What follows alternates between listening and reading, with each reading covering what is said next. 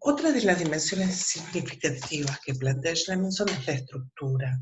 Él plantea que la estructura, como todos sabemos, ustedes conocen muy bien, es una dimensión súper importante, y en esta dimensión no solamente vamos a encontrar el organigrama, definiciones de funciones que se asignan a cada punto de trabajo, las descripciones de las tareas, los mecanismos de comunicación formales, las relaciones entre los departamentos y los sectores, los objetivos de cada posición, sino también una clasificación que él considera sumamente importante, es la clasificación que surge de entender la estructura según la percepción de las personas, de los actores a los cuales nosotros vamos a entrevistar.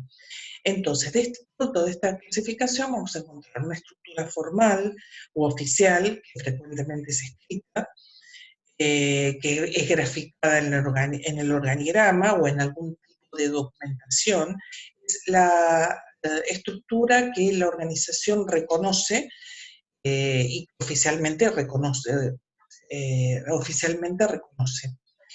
La estructura presunta, bueno, esta estructura es la que los miembros perciben como real y suele tener diferenciación con la estructura formal, por supuesto. La estructura existente es la estructura que efectivamente opera y puede inferirse mediante un análisis sistemático. Es lo que existe en la realidad, independientemente de las presunciones de los actores.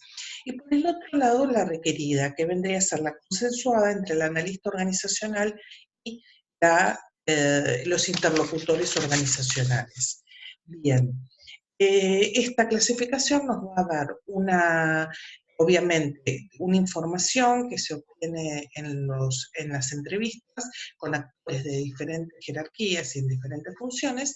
Tendremos una información más rica sobre los sucesos al interior de la organización. Una de las dimensiones es la integración psicosocial. ¿Qué dice Crosier-Schleminson? Él dice que en este caso vamos a hablar del sistema vincular, que es un sistema que nosotros ya hemos hablado, donde las personas formalmente e informalmente se relacionan entre sí en una realidad social al interior de las organizaciones, que está regida, esta realidad social, por los puestos de trabajo y las diferentes funciones y estatus de esos puestos de trabajo. Cada institución va armando la trama de su propia realidad organizacional.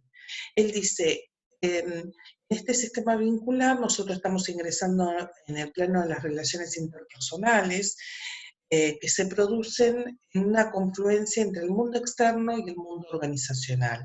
Es decir, en el mundo externo, porque estos actores tienen sus propios intereses, sus propias necesidades, y algunos de ellos confluyen con la realidad organizacional y otras no. Por lo tanto, también encontramos que estos sujetos van proyectando en sus conductas y en sus vínculos organizacionales situaciones que tienen que ver con el ámbito de su vida extraorganizacional.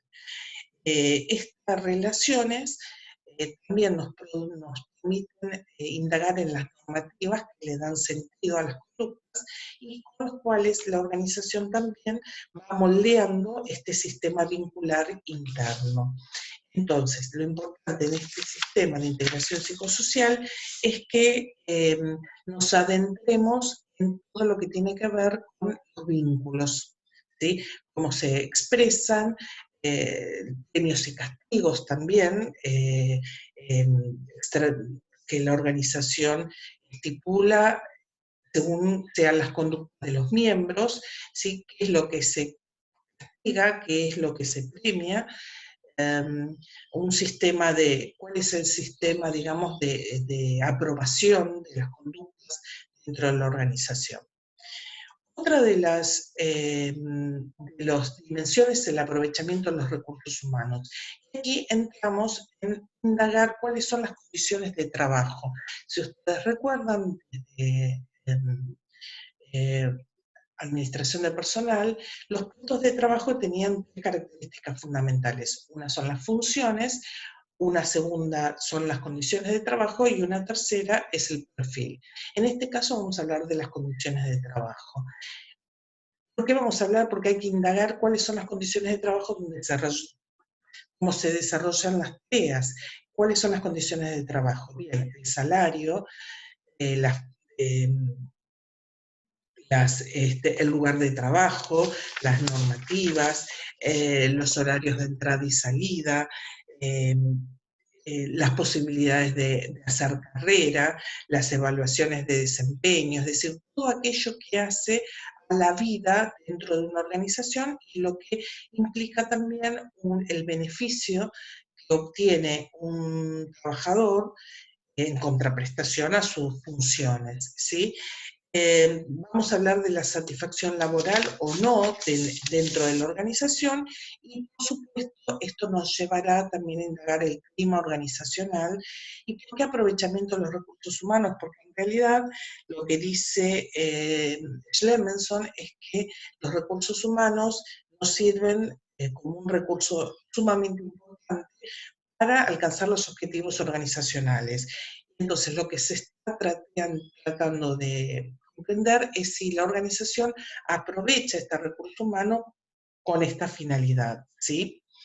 Por el otro lado, tenemos otra dimensión que son los grupos internos de poder, y acá lo que vamos a tratar de indagar son las relaciones de poder a través de ¿qué? Del sistema representativo. Recuerden ustedes, nosotros hemos hablado de gobierno de las organizaciones, y ese es el sistema representativo, es decir, cómo las voces dentro de los distintos actores en coalición o en grupos eh, hacen oír su voz y cuál es ese espacio que tienen esa representación. Este sistema representativo vamos a encontrar la voz oficial a través de los distintos puestos que pueden ser los gerenciales, que van a dar, van a manifestar lo que la organización desea, quiere, eh, eh, se impone como meta, y por el otro lado los trabajadores también tienen su propio sistema representativo que incluso está institucionalizado en la sociedad, que serían los sindicatos, pero también este sistema representativo también está compuesto no solamente por lo que dicen los sindicatos, sino por todas esas coaliciones más informales que suelen generarse al interior de las organizaciones. Vamos a relevar la conducción, el nivel de autoridad, los estilos de autoridad, y también se va a relevar el conflicto y los diferentes tipos de conflictos que se desarrollan al interior de las organizaciones. Y por último, la última de las dimensiones es el contexto, y en el contexto lo que vamos a tratar de indagar es, bueno, la percepción que tienen los grupos externos e internos, la visión que tiene la organización sobre lo que sucede en el contexto, sobre los otros que compiten en ese contexto, qué fidelidad hay con las acciones pasadas, la adaptación al presente, y cuáles son las demandas conflictivas del contexto para con la organización, es decir, cuál es la lectura de la organización con respecto a su contexto organizacional. Bien, bueno, y por último, finalmente vamos a trabajar viendo que estas 7 dimensiones no son aisladas unas de otras, sino que eh, se complementan unas con las otras, se integran, y que nos sirven para tener una mirada sobre las organizaciones, cada una de ellas desde una mirada distinta, con indicadores y variables diferentes, nos permiten tener un análisis integral de la organización. Por supuesto, no es necesario trabajar con todas al mismo tiempo, sino elegir aquellas dimensiones que creemos que son más significativas a la hora de tratar de analizar algún conflicto organizacional. Bueno, hasta aquí llegamos con Schlemenson. Hasta luego.